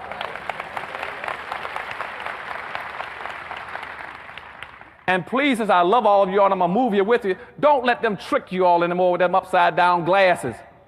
They used to ask me that during integration about Dr. Anderson. Now, hold it. Now, you're at the governor's office in Florida. You represent the whole state in education. Now, what do you want during integration? You got Malcolm X talking about segregation. You got Martin Luther King talking about integration. Why don't you all make up your mind? Which do you want? I said, I don't want either one. I want the same rights and privileges that everybody else got to go to either one of the sticks. Don't try to put me on one end of the stick. What I want more than anything else is to bring my people together and say, get all the power and wealth together like everybody else. And that way, quit trying to try to define us. You see, every Asian, for instance, when he leaves his homeland, he comes to America. He looks in the mirror and says, I'm going to America. And when I get to America, I'm going to find me a community of people that either look like me or I'm going to build me a community of people that look like me, that have my values, my culture, and my language. Nobody asked him about integration or segregation. When Hispanics come to this country, they would say, I'm going in, I'm going to build me a community of people that look like me or sound like me. And like the Asians who set up little who set up little Cambodias, little Vietnam, Chinatowns in every city. The Hispanics come in, they'll build little Mexicos, little Havanas, little Hialeahs. I can go across America and find German towns, French towns, Greek towns, Polish towns, but I can't find a black town.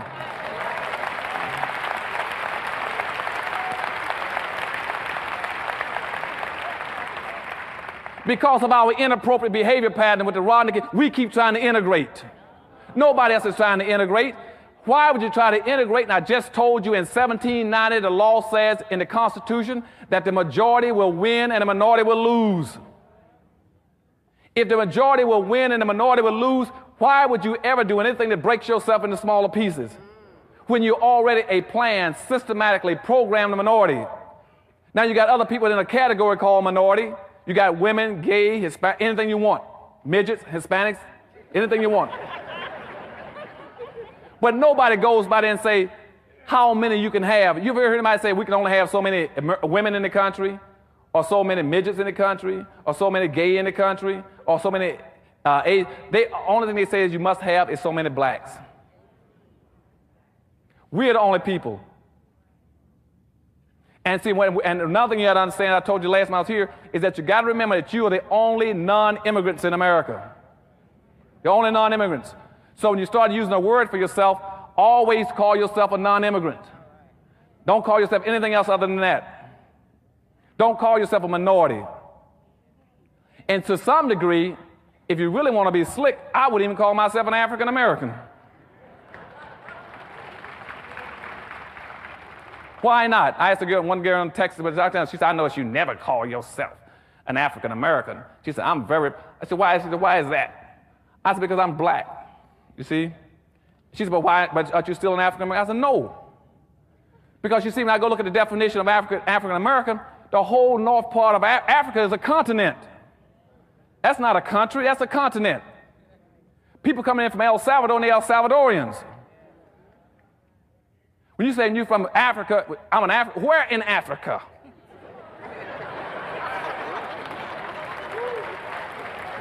Do y'all understand what I'm saying? Where in Africa?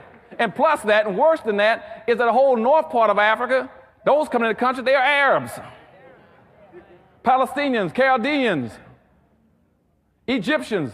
They're classified, those are whites coming in, but they also call themselves African Americans. When I go down through different parts of the west coast of Africa, I got people coming in from west coast of Africa. They are Pakistanis and Indians, East Indians, but they call themselves African Americans. When I go down to whites coming in from South Africa, they call themselves African Americans. And what they've done again is smother the issue over. So when I go look at it, when I go break it open, it's like cracking open an egg. Like when I look inside the word minority, I look inside of African American, I find the number of blacks that came into the country last year out of 26,000 African Americans, I only find something like 4,000 blacks. And that's why they're going to put the moves on you again. What they want to do is to cover it up again so you can't figure out what's happening to black folks. So new term, they're going to say, well, we buried a lot of them under minorities, that concept. We buried a lot of them under the term Afro-American. Now let's come up with another term called multicultural. And Asian or Asia-Rasian or something, where nobody know what they are anymore. And see, if we bury them, see, nobody know what the conditions are for them anymore. They can't figure it out either. And see, that way we lock in the structural inequities. If racism, slavery, and Jim Crowism made whites 50-foot giants, and your problem is that whites got this much, you got that much, if you bury everything and smother it over, you'll never figure it out. You all going to have to fight from now on to make sure that it's only black. Every issue is black, so you can find out what's happening to your people. They're going to try to bury it because whites now got a choice. Either correct the structural inequities or hide it. And it's much cheaper to hide it. And one of the easiest way of hiding it is to co-opt your leadership. To pay off the black leadership and bring them inside the circle, and they're not going to make issues over anything. Instead of functioning on as I said, your problem is the structural inequities. The structural inequities are so bad in America, and they have been so bad since slavery, that that civil rights and integration can't even reach black folk. They're so badly damaged and hurt. And I don't know why the blacks keep running around talking about we want civil rights and equality. You can't get equality if you're unequal. Unless, again, they put those glasses on you and turn them upside down, and all of a sudden you begin to see unequal as being equal. The worst kind of racism is the racism that pretends that unequals are equals. And that's what they've done to you. They got this whole new concept called a colorblind society. And what colorblind society means, let's be blind to black folk, pretend we don't see them. And they're hiding and smothering it again for you. And that's what it means. Now, where did that come from? It came from some of the white civil rights think tanks out of Washington. After the civil rights movement, what they wanted to do was say, let's bury the issue with black folk. And they gave our civil rights leaders a chance after the civil rights movement to make the difference. They didn't take it. Our black leadership displayed inappropriate behavior coming out of the civil rights movement. Throughout the civil rights movement, when they should have been focusing on the real issue, they didn't do it. Instead of focusing on correcting the historical damage that had been inflicted on black folk, they started messing around with civil rights and integration and never touched the problem. Ran all over the country, thinking that by taking down the signs over the water fountains or the bathrooms about colored only or black only, that they were dealing with racism. They didn't even touch racism. Racism was 3 stories down. Getting a black folk to sit in a white restaurant or sit on the front of a bus has no meaning at all. The second thing they did was they never had a plan. They ran all over the country from one demonstration, one march to the next one, never had a national plan about what they're going to do when they get there and what the next generation of blacks are going to do. And thirdly, they never built an institution to carry out a national plan. And when they did that, whites then changed their policy on blacks. They figured out black folk had displayed this inappropriate behavior and missed the boat. So what they did then, they said, let's put the moves on them. Johnson then wrote a law saying you got to correct the conditions of black folk in 1965, what's called the Affirmative Action Bill. When that came out, they put the moves on us to smother the issue again. Affirmative action was supposed to have been intended to correct those structural inequities between blacks and whites that have occurred as a direct result of all those years of things I'm talking about.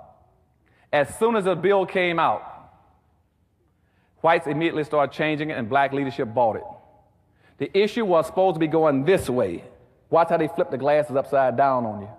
The issue was supposed to be correcting historical what has happened to blacks historically by racism and discrimination. They switched and said, let's not talk about historical, let's talk about present day and the future. You're supposed to have been dealing with racism, which means group-based. They said, no, forget about that, let's deal with individual discrimination. The issue was supposed to have been focusing on dealing with things that have happened to black folk. They changed it, no, let's deal with issues pertaining to everybody. Women, gays, handicapped, everything else. And when they did that, they destroyed affirmative action. Don't even waste your time even chasing affirmative action anymore. It's been destroyed. It was supposed to be helping black folk. Now, what the other groups did, they said, now that somebody put out a law to help black folk, how do we become equal to blacks? And that's when the Hispanics jumped up with this thing called Hispanic, the concept. Before that, we didn't have anything called Hispanic. But they thought in the early 60s that black folk might get something out of the civil rights movement. So what they did, they went to the table and came up with a whole term called Hispanic. They said, let's go all over the world and find everybody that speaks Spanish and pretend they're equal to black folk. And let's pretend that the Spanish language has been handicapped, Jim Crowed, enslaved, hung, lynched, decapitated, and everything else, and therefore is entitled to be treated like a black person. And they fabricated a new race called Hispanics. So now that means any person coming from Spain, Portugal, Philippines, any place, say, I'm a Hispanic, I'm equal to black folk. And the worst part about it, and then every time you hear a report about poverty, they'll go compare Hispanic poverty with black poverty. Nobody ever stops and hold a second, you got to quit playing that game, you're smothering the issue. The poverty on black folk is poverty that's been there for 400 years. That's the same old poverty you've been dealing with for 400 years, and you got rolling poverty. You keep having Hispanics coming into the country and comparing the poverty they're bringing into this country with the poverty that's been with black folk for 400 years.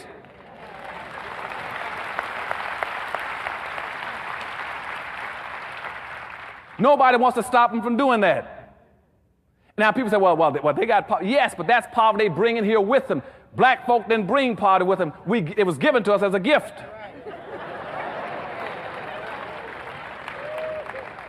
If you were to go back to 1840s, where I was earlier talking about Uncle Tomism, back at that point in time, you did not have one single solitary Hispanic in the entire United States. But you had almost 5.5 million black folk that were enslaved, who had been enslaved for 250 years. You didn't have any Hispanics. By 1900, you had 100,000 Hispanics in the United States, but you got 11 million black folk. Now they got the same identical birth rate in 1900 up until today. Same identical birth rate. You got 100,000 Hispanics and 11 million black folk, and now they're going to pass black folk. Now somebody who can count past 3 should say, hold a second.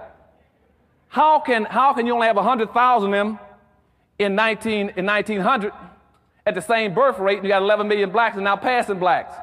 Because 2 million every year walking across the border. It is not this country's responsibility to be correcting all their poverty. It is the country's responsibility to correct the poverty they put on people.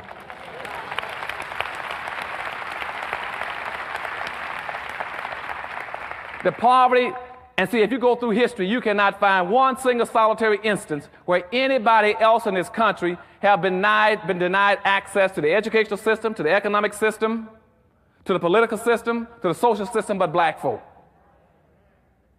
Don't you let anybody compare themselves with you. And that's why I said a few minutes ago, use terms that isolate you and reconnect you with your history and give you a special uniqueness so that nobody can piggyback off of you. Use the word non-immigrant. If you're going to do wrong right. If you want to insist, for those in the audience who want to insist on using the word minority, then at least qualify and say we're the only involuntary minority, or we're the only planned minority. But don't use this term where it means everybody collectively, because the whole concept of minority means to confuse the issue and defuse any resources you could have gotten. Now, where does that come from as a minority? Let's deal with that concept a second. Now, at this point in time, black people have to understand in America that if you go back to the Constitution I was talking to you about earlier, the Federalist Papers were the document upon which the Constitution was drafted. The Federalist Papers said this, that if you're going to have a social democracy where the rule is that the majority will win and the minority will lose, then the majority has some obligations. First of all, if you use that social democracy that we're currently using, the majority have these obligations. One, it is the majority's responsibility to protect the rights of the minority. It is not your right as a minority to keep going out here marching and demonstrating. It is the dominant white society to make sure you got everything you need. That's their obligation. Point 2 in the Federalist Papers that gave the structure for the Constitution, it also says that if you use a social democracy like we have in the United States, that you cannot do anything to stop the minority from becoming the majority. And immediately after that Constitution went into effect, within a year, they enacted the immigration law to put a zero quota on blacks to make sure they stay a minority. They violated the Constitution in 1 year to make sure that you become a permanent minority. And I have not heard one black legal scholar in the United States make that an issue. None of them made it an issue. That's inappropriate behavior on the part of our legal scholars in this country. And thirdly, in the Federalist Paper, it says, and if you fail to protect, the majority fails to protect the rights of the minority, and if you do something to impede the minority from becoming the majority the same way you became the majority, then thirdly, that minority has no rights to abide by your laws and your rulings. Now think about that. Now I want to know where all my black scholars and my black legal minds, why aren't you displaying appropriate behavior and investigating that, find out why it is that you got the minority running around trying to protect itself when you know good and well it doesn't have the power and the resources to do it. That's like trying to have a baby to look out for himself when you know he cannot go out and work a job and fix his own food. It's your obligation to take care of him. But nobody raised that as an issue in this country. Where all my black legal scholars should be raising issues over the fact that in this country, that the 13th Amendment that was given to black folk, that was supposed to free black folk, was never enforced. The Emancipation Proclamation was supposed to free blacks. That's what they say in the myth. But it wasn't. The Emancipation Proclamation by Lincoln was only to free those blacks that he had no authority over in the first place. He was talking about the blacks who are any black who's in a state that broke away from the United States, you're free. He doesn't have that authority, just broke away. Now, the blacks he could have freed that was still in slavery on the north side, he didn't do anything about them. To this day, they never corrected that. So legitimately, they are still enslaved. Secondly, if you put out the 13th Amendment, freeing people, or let's go to the 14th Amendment.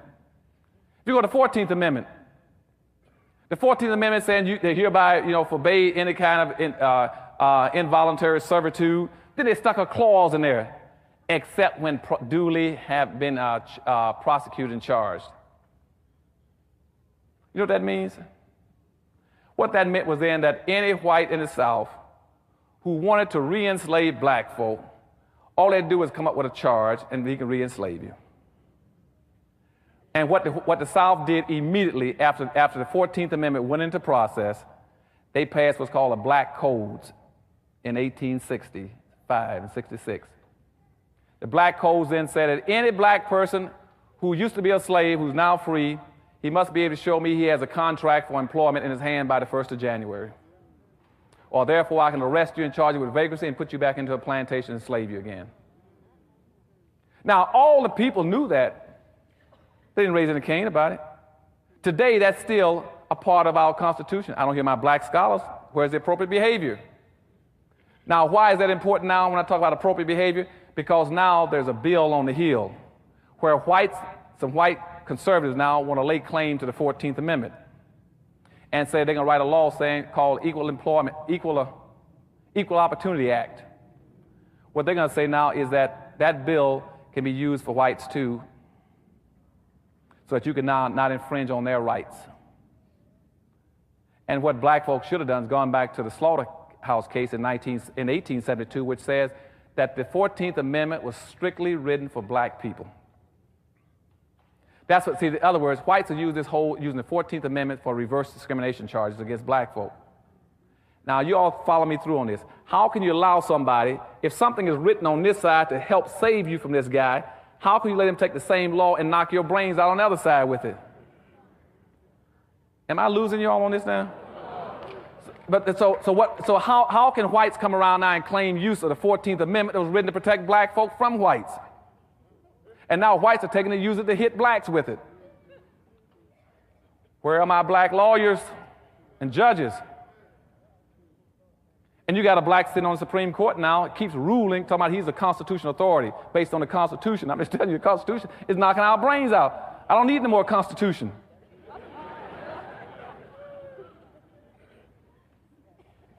So, but all these questions need to be raised in our court system about what's happening to us. And nobody's doing that. So in the bottom line, what I'm saying to you is that we got major problems in society, but we keep doing all these things wrong. We are poor and impoverished because we don't build communities, as I told you a few minutes ago. Secondly, we are the richest nation on earth outside of the United States as black folk.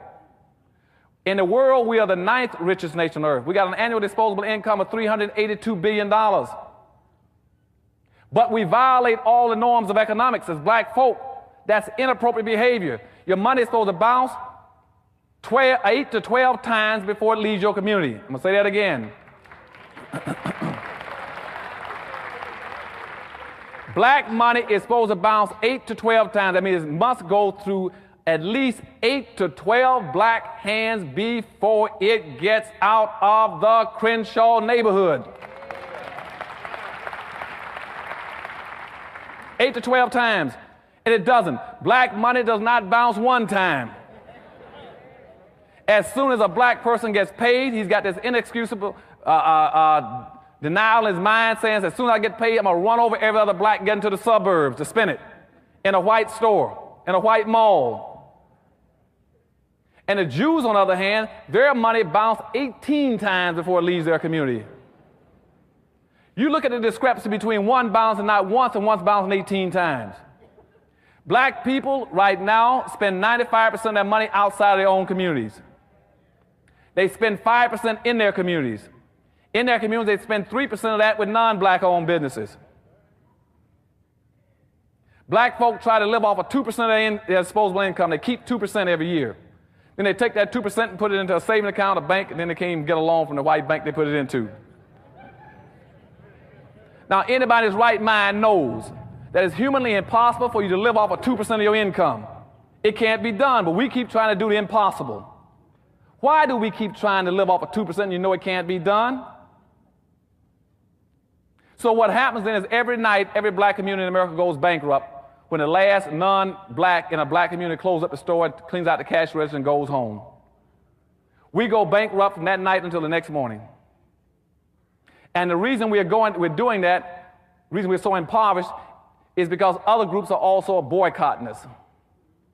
We don't have any business structures in our neighborhoods because others are boycotting you. As long as you live, you'll never see a white person because his money is bouncing in his own community. So he's not going to let his money bounce in your community. So when he gets money, he keeps it. You don't see him getting in his car on a Saturday morning, like this morning, driving down to a black neighborhood, getting out of his car, going into a black store, buying a black-made product. He doesn't do that. If he does do that, I told y'all before, take a picture of it if you see it. It might be very valuable one day. Every black I know tries to get into Chinatown every Friday and Saturday evening. Have you ever seen Chinese trying to get into a black neighborhood to buy anything? Then why do you keep doing it? Inappropriate behavior. You keep doing everything inappropriately, backwards. You got to quit doing it. I'm not telling you to be mean against anybody. I'm not telling you to be against. I'm saying take care of your own people. Don't do what they're doing in slavery.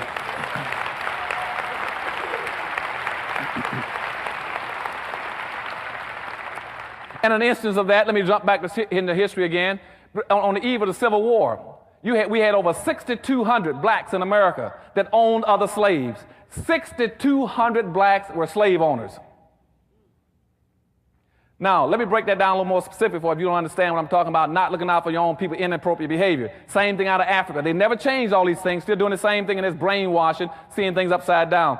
In New Orleans, for instance, in New Orleans, I only had 842 blacks in the city at the time. And out of the 842, 612 of them owned slaves. Because they thought they were of a different color. They called themselves Creole and mulatto, so they wouldn't enslave the rest of their people. And when blacks tried to break free in New Orleans, out in the parish, the Jefferson Parish, the blacks went and joined the whites to put down a black revolt. And not only did they put it down, they helped slaughter the blacks. They chopped our heads off and put a head on a pole or something like every 100 yards, all leading all the way into New Orleans. That's inappropriate behavior of our people. Keep doing it in your own people. And then trying to find justifiable reasons. When the day you do the same thing, it's inappropriate behavior, same kind of behavior pattern, you're still killing your people. When I ask, why don't you go to a black store and spend your money at a black store? They said, Doctor, I want to go to the store. I don't want to go to the store. Why? I say, well, he sells it costs too much. He charges more than the guy 3 doors down. I said, who's the guy 3 doors down? Well, he's Chinese. I said, who's the guy? Well, he's black. See, that's inappropriate behavior because they don't understand what we call cost-benefit analysis, which means where are you getting the greatest benefit? Where do you get the greatest benefit for your race and your people and your money? If you go spend $1 with a black here and you go spend $1 with a white, and the white or the Chinese takes it out of his community and uses it against you. At some point, somebody's got to be home upstairs. You got to say, yes, it might cost me a few pennies more to buy from a black, but I get more in return. Particularly if I can get him to keep that money in his neighborhood and spend it with another black person. They said, well, what if his merchandise is bad? And you go down there and tell him. You go down there and tell him, let me tell you something. You got 6 months to clean up this place. You got 6 months to put in a better quality product. You got 6 months to start putting up better security and lighting in here. And you got 6 months to change your negative attitude.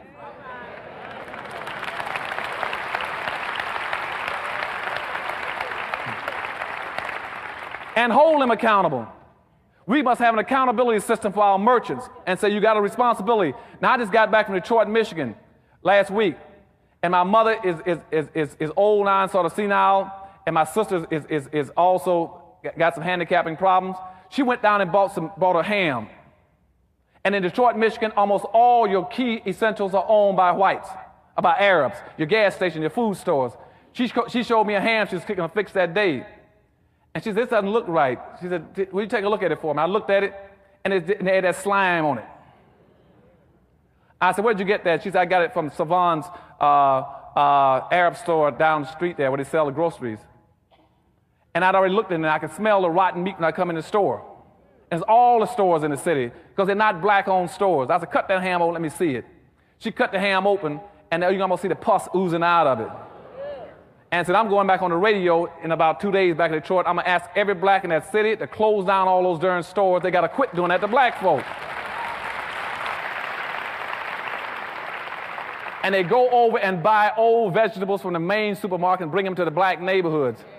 And I said, some black leadership, and this city has got a black mayor, a black city council, a black chief of police, a black school superintendent, a black mayor. How can you let people sell your people? Like my mother, an 80-year-old woman, sell her infested rotten meat with maggots in it. Inappropriate behavior. And they keep saying, well, Dr. Anderson, we're electing the blacks, they're going downtown, they're representing, then pull them out of office. You get people out of office, don't support anybody in your community that won't support you in the black community. I don't care what color he is. Pull them out of office.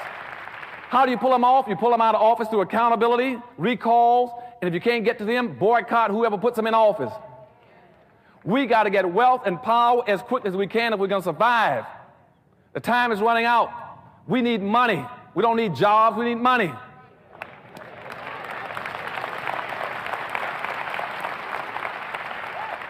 And in conclusion, there's the one lady told me, Dr. Anderson, she said, I love everything you say, but you got to quit talking about money all the time. I said, why? She said, because money is not everything. So I said, tell me what money is not.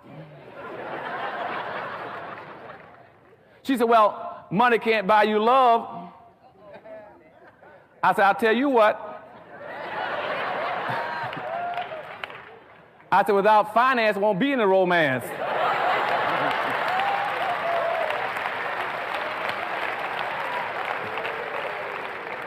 She said, you know, you can make all those smart statements you want. I tell you what, I bet you money won't take you to heaven. I said, I tell you what, you let money take me as far as it can, I'll get off and walk the rest of the way.